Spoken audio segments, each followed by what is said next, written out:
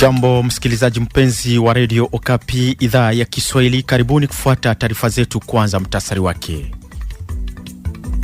Shirika za kutetea haki za kibinadamu zinaomba uchunguzi huru kuweza kufanyika kuhusu maandamano ya upinzani ya siku ya 5 mjini Kinshasa, huku yakikosoa pia matumizi ya nguvu dhidi ya waandamanaji. Jimboni Kivu Kaskazini, tarafani Masisi, zaidi ya shule 13 zimefungwa kufuatana na hali ya usalama mdogo na maelfu ya wanafunzi kukosa masomo na wengine kuweza kuhamishwa senta za mtihani ya kiserikali. Mengi ni katika taarifa hizi. Na huko Kasai Oriental, ni viongozi katika sekta ya afya ndio wanaendelesha kampeni ya uchunguzi ya kifua kikuu katika gereza la Mbujimai katika lengo la kuweza kuzuia kuambukizwa kwa wafungwa wengine. Haya na mengineo ni katika taarifa hii. Punde ni taarifa kamili. Amjambo mara tena. Kama tulivyowaeleza kwenye mtasari wa habari, tukio iliyoweza kushitokeza siku ya 5 karibu na Palais du Peuple hapa mjini Kinshasa, wakati wa maandamano ya kukaa chini ama sit-in, yanaendelea basi kusababisha maoni mbalimbali na tofauti. Shirika kadhaa ya kutetea haki za kibinadamu nchini Jamhuri mwa Kidemokrasia ya Kongo na nje ya nchi zimeweza kushtumu matumizi ya nguvu kupita kiasi, wakitaka basi kufunguliwe uchunguzi huru. Maelezo nae Pole Munanga. Miongoni mwa majibu ya kwanza ilikuwa ile ya shirika la Voix des Sans Voix VSV.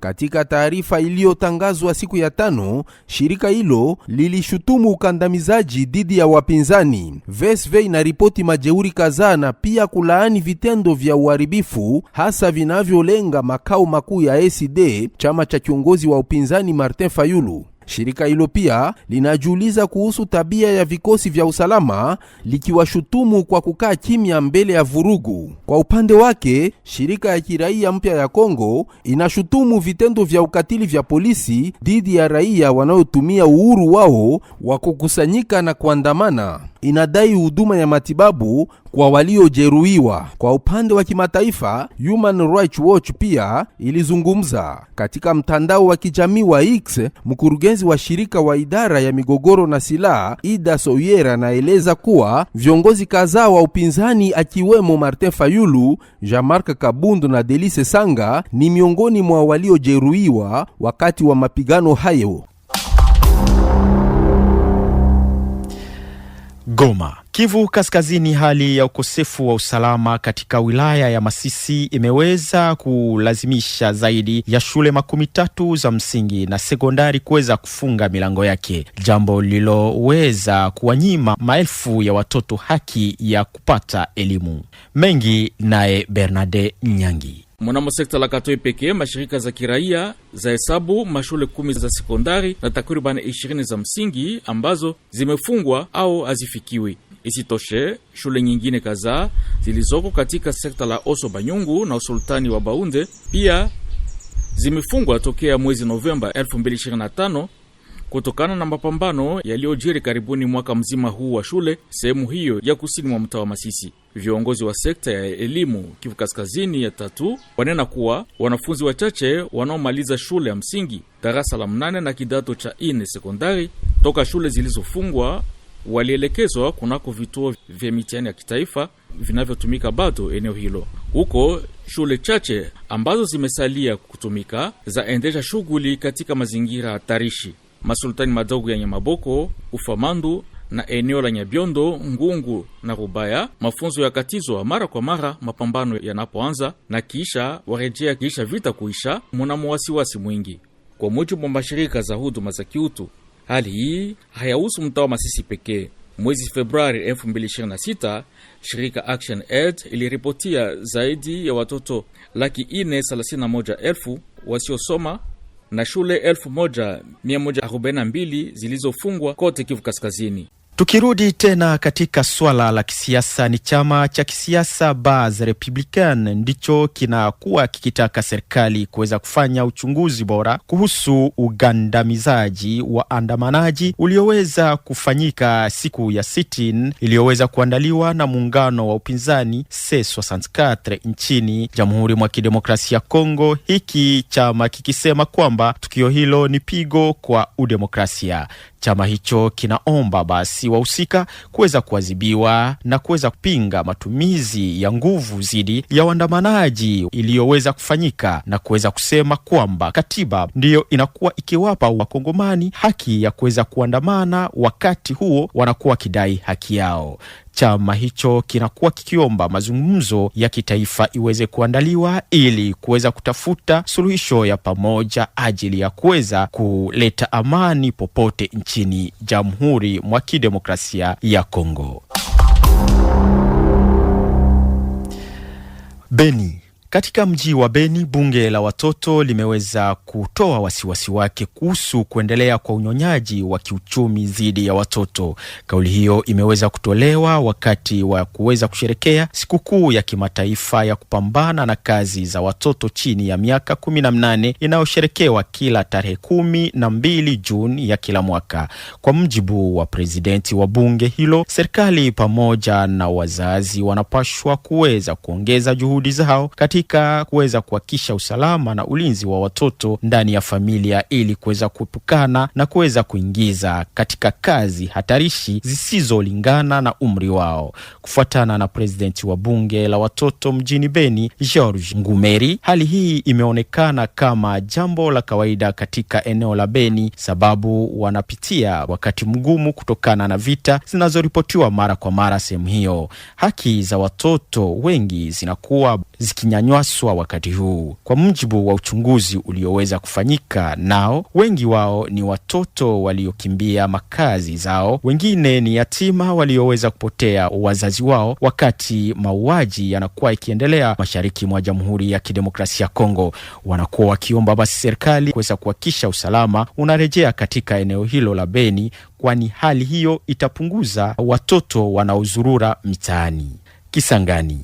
Wanafunzi 8 wakiwemo wavulana 4 na wasichana 4 wameweza kutekwa nyara na waasi wa LRA, kundi lenye asili ya Jamhuri ya Afrika ya Kati ambalo bado linaendesha shughuli zake katika baadhi ya maeneo ya kaskazini mwa Jamhuri ya Kidemokrasia ya Kongo.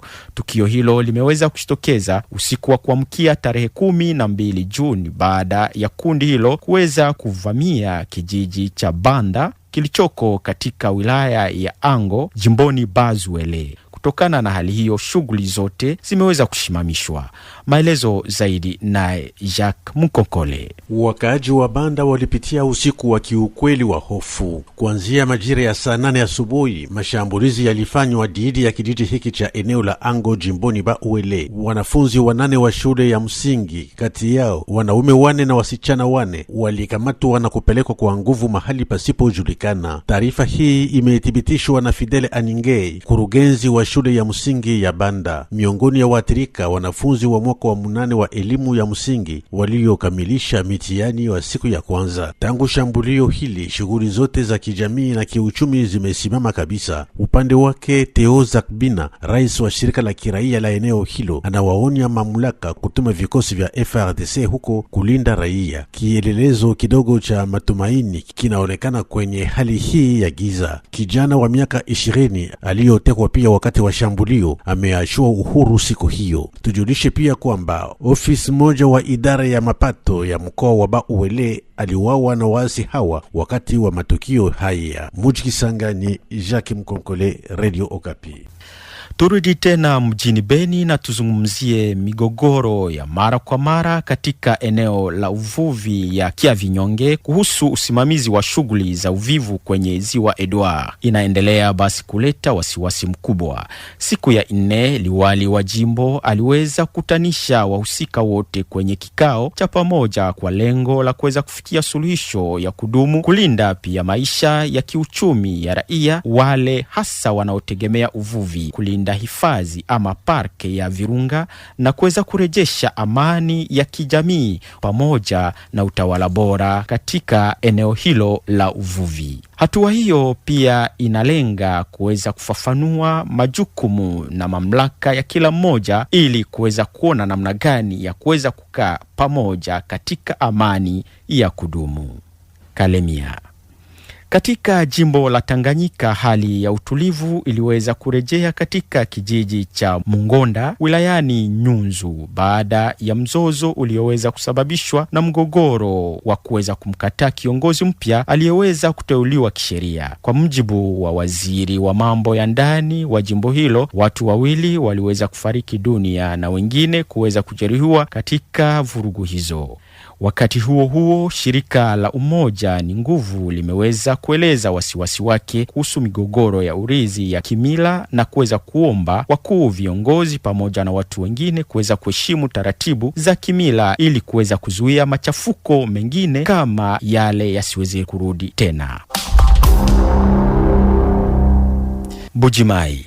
Tulikuwa tumeyazungumzia kwenye mtasari wa habari kwamba katika jimbo la Kasai Oriental uchunguzi wa jumla wa ugonjwa wa kifua kikuu umeanza tangu siku ya 3 iliyopita katika gereza kuu la Bujimai. Operation hii iliweza kuongozwa na mpango wa taifa wa kupambana na kifua kikuu PNLT baada ya kuongezeka kwa idadi ya wagonjwa walioweza kuonekana miongoni mwa wafungwa katika miezi ya hivi karibuni. Gereza hilo lina wafungwa 415 ijapokuwa lina uwezo wa kuweza pokea watu 115 pekee. Maelezo zaidi nawe Pole Munanga. Kwa kampeni hii, kitengo kamili cha matibabu kimeanzishwa nje ya gereza chini ya hema kubwa lililowekwa chini ya ulinzi mkali. Karibu, gari iliyo na mashini ya X-ray inaweza kupelekwa mahali popote na inaruhusu X-ray ya Naam. Punde Rosalie Zawadi ataingia studioni kwa sehemu ya pili ya taarifa hii. Radio Okapi. Invité en Swahili. Bunge la vijana la Beni jimboni Kivu Kaskazini linaendelea na kampeni yake ya kuelimisha wakaaji kuhusu kuheshimu hatua za kujikinga na ugonjwa wa Ebola. Je, ni mikakati gani inatekelezwa kuhakikisha kampeni hii inafanikiwa na inaendeleaje? Ili kutoa majibu, tunampokea Samuel Donse Kanabo, presidenti wa bunge la vijana la Beni, katika mahojiano haya na Mark Marofimbo. Samuel Donse Kanabo, jambo. Sijambo pasha habari. Unashimamia bunge la vijana ndani ya maeneo ya Beni, jimboni Kivu Kaskazini. Mulianja hivi shughuli ya uhamasishaji ya vijana kwa kupiganisha Ebola. Kipi kilitokea ile mafikiri? Asante. Ni kwamba Ebola kwanza inakuweko katika maeneo yetu, na ni sikitiko kubwa tuliposikia kwamba Ebola tena imeripuka na imeweza kuingia katika maeneo yetu. Tuliweza kuona kwamba kuna wengi sasa ambao wameweza kuleta habari potofu zidi ya ile Ebola. Kuna wengi ambao wanafikiri eti ni magonjwa ya kutunga na wengine hawakamate hata mbinu za kuweza kujikinga. Tuliweza kuona kwamba vile kwenye mitandao ya kijamii ni habari potofu nyingi zinazunguka. Fahamu Ebola ni magonjwa ambayo inaweza kukamata kila mtu kwa kuweza kuwa contact na mtu mwingine. Lakini unakuta watu ambao wanakuwa katika maeneo yetu wanapuuzi na kudharau jambo hili, na inakuwa tatizo hapa karibuni. Tusipojikinga vilivyo itaweza kuripuka, na mlipuko huu utaweza kuchoma kabisa eneo yetu. Ndipo tukaweza kutoa mwito kwa kila mtu, hatua 2. Tuweze kujikinga kwanza. Hatua ya pili, tuhepuke habari potofu zinazoenenda na Ebola. Hakika Ebola inakuweko na ni magonjwa makali sana. Wowote ambao wanafikiri eti ni magonjwa yamekuja ili watu waweze kujitajirisha, waweze kuweka mafikira haya kando. Jambo la pili ni kwamba Ebola tumeweza kuwa na confusion. Kuna wengi ambao wameweza kukamata mapratiki za COVID wakifikiri kwamba ni mapratiki za Ebola. Fahamu kuna mtu ambaye anaweza kuweka kashne kwenye kinywa chake, lakini anaweza kukumbatia watu ovyo ameweka kashne. Tulisema hii ni tatizo. Watu wameweza kuingia katika confusion. Tuambie watu kwamba Ebola ni magonjwa ambayo ni makali sana, ambayo tunaambukizwa kwa kuweza kupapasa. kutokushika kanuni za afya, kutokunawa mikono, ni pale kunakuwa chanzo mkubwa sana kwa Ebola. Unaweza kukumbatia watu hata ukiwa umefunga kashine, haina maana utaweza kuambukizwa tu. Ni kuweza kuambia watu tuweze kukamata kanuni zile ambazo hakika wakuu viongozi wa afya wameweza kutupatia. Tusitunge habari ambazo ni zetu. Tusitunge mambo watu tunasema ni sisi tunajikinga. Kwa kuweza kutunga vyetu tutaweza kuambukizwa. Tuweze kuambiana eti kwamba Ebola inakuweko na Ebola hii itatutatiza hapa karibuni. Hali ni namna gani sasa ndani ya maeneo ya Beni kulingana na kazi mnafanya? Katika maeneo ya Beni hali inakuwa nusu. Yaani tunakuta kwamba kuna wale ambao wameweza kamata magonjwa kwa mikono miwili na wanaipambanisha na kupiganisha. Lakini kuna wale ambao ni wapuuzi. Fahamu kwamba kuna wengine wanapuuza, si kwamba hawafahamu. Wanafikiri kwamba eti wakipuuza, wakiweza kukelea resistance, saa zingine wanaweza kualikwa na kuitwa, saa zingine kunakuwa pesa ambao watapewa. Tunahakikisha kwamba hakuna pesa, hakuna lolote. Na tunasiwa wakuu viongozi, kama pesa kidogo inaweza kuwa iweze kununua dawa za kuweza kupewa wagonjwa. Lakini kusema itaweza kuwa kama Ebola ya miaka zingine, hiyo jambo tumeweza kuomba kwamba isiweze kuwa. Itaweza kutusaidia watu waweze kuifupisha haraka iwezekanavyo, na tunatumaini kwamba itawezekana. Na mapendekezo yako kwa viongozi itakuwa nini, kwa sababu muda hii kunaendelea, magonjwa pia hii kunaendelea kutapanywa? Muda unaendelea, magonjwa yanaendelea. Kwetu ni kuweza kufikiri kwamba hizi ambazo ni barrier checkpoint za kuingia katika mji wa Beni kuweze kuwa uchunguzi mkali sana, kwa sababu unajua kama magonjwa yametufikia hapa, mingi yanatoka kwenye jimbo la Ituri, na tungeliweza kuweka vizuizi hapo mbeleni, tungeliweza kukinga jimbo letu. Watu wengi ambao wanaenda kutumika katika jimbo la Ituri wanatoka ni huku kwetu. Waendesha daladala wengi ambao wanakuwa pa Mungwalo na mengine wote, wengi ni wakaaji wa jimbo la Kivu. Na wakati mtu anaweza kuenda kule, mara wengi wanafariki kule wanakuja. Mara wengi wanakuja kama tu waendesha daladala wameweza kugonjwa na wanatuletea magonjwa huku kwetu. Kwetu tufikiri kwenye vizuizi tuweze kuwa na kuchunguza zaidi nani anapita, anatoka wapi, na kama amegonjwa aelekezwe mara moja kwenye kituo cha afya. Itakuwa kitu cha msingi sana. Samuel Deskanabo, shukrani sana. Mimi nakushukuru mpasha habari. Radio Okapi, dossier en Swahili. Mjini Kisangani kunaonekana ongezeko kubwa la bei za vyakula kwenye soko. Bei ya kikombe cha mchele kwa mfano imeongezeka mara 2, wakati wizara ya uchumi ya jimbo kwa sasa inakataa kutoa maoni juu ya sababu za kupanda kwa bei hii. Wachuuzi wanataja mambo kadhaa. Ni mambo gani haya na nini kinaweza kufanywa ili chakula ifikishwe kwa wingi sokoni? Jibu katika taarifa kutoka kwa Jacques Mukonkole. Katika soko la mji Kisangani hali ni ya kutisha. Kopo ya mchele ambayo si muda mrefu uliopita iliyouzishwa kwa 1300 ya franc congolais inauzwa kwa franga 2,500 katika soko na ndani ya viwanda vya kusaga mpunga. Uchunguzi mmoja huko kwenye midomo ya kila mtu. Hali ya barabara ni mbovu. Banasema njia kule iko mubaya, metoka soko ingia kule matata kwa mchele inaipanda, utengeneze njia. Miongoni mwa wauzaji wa jumla, uhaba ya mchele ni sababu ya merikebu yao inayochelewa mjini Kinshasa kufuatana na shida ya kiufundi, kama inavyoelezwa na Dona Eyanga, meneja wa kampuni ya kuagiza nje. Tunauzishaka mchele kama inafika iko kidogo, wakati ile kama inafika batu banashambulia, haitagawia na inakosekana. Kuchunga ingine iku yake itakamata wakati, na ndio maana haitaonekana. Tutaongea na mwongozi wa kazi, tutajulisha benye kazi kule Kinshasa, kumwambia kama hapa mchele inakosekana. Kwa ile wakati kama namuna iko banaweza kututumia mbio sama kunjia za anga au kunjia ya masua. Inakabiliwa na mgogoro huu, wizara wa uchumi ya mkoa imechagua kunyamaza ni nani anayehusika na shida hii. Mamlaka ya sekta inakataa kuzingatia sababu za mgogoro, ikipendelea kueleza mawasiliano yake kwenye suluhisho zinazowezekana. Simon Pierre Lisia Mandolo, kiongozi ya ofisi ya wizara ya jimbo usikanaye na uchumi, anaeleza. Gouvernement provincial inatafuta solution, inatafuta namuna gani mchele inaweza kufika. Alors gouvernement ana réfléchir, c'est pourquoi ministre provincial wa économie anatusharge si kupita kukutana na ba société pour que bangalie namuna ya kufanya ba commande ya mchele Kinshasa kuye rapidement pour que population bapate namuna ya kupumua. Wachunguzi wengine wanaeleza kama sababu ya kupanda kwa bidhaa sokoni ni kuongezeka kwa watu waliokimbia makaaji yao kutoka mashariki mwa Jamhuri ya Kidemokrasia ya Kongo, ambayo inaongeza idadi ya watumiaji katika soko la ndani kila siku. Muji Kisangani, Jacques Mkonkole, Radio Okapi. Mwisho wa taarifa ya habari. Asanteni kwa kuweza kusikiliza masafa ya Amani Radio Okapi. Mimi ni Jeremy Baraka, nilikuwa mtangazaji na msimulizi wako, nikisaidiwa kwa njia ya kiufundi naye Diedone Nyangasa. Msimamizi wa matangazo haya alikuwa ni Jean Gandu, wakiongozwa naye Ale Irung. Kwa heri ya kuonana mara tena.